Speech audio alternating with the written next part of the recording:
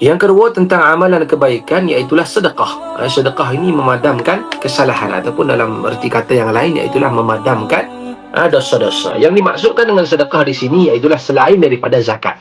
Sebab zakat ni juga disebutkan sebagai sedekah, sedekah yang wajib bagi orang yang cukup dah dengan haul dia, cukup dah dengan nisab dia, maka dia kena keluarkan satu jumlah harta untuk dizakatkan.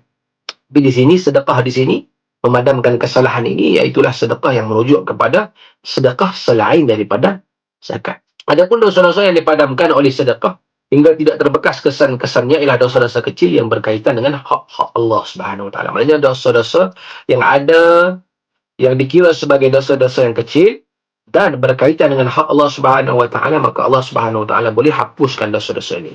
Maka dosa yang tidak dihapuskan, dosa besar yang memerlukan kepada taubat, itu tidak menghapuskan hanya dengan sedekah. Dan juga ada hak dia dengan manusia yang mana dia perlu bayar balik orang tersebut, ataupun dia perlu bagi balik kepada orang tersebut, ataupun dia perlu minta maaf kepada orang tersebut. Dia perlu buat dengan hal yang sedemikian, tidak terhapus hanya dengan dia bersedekah.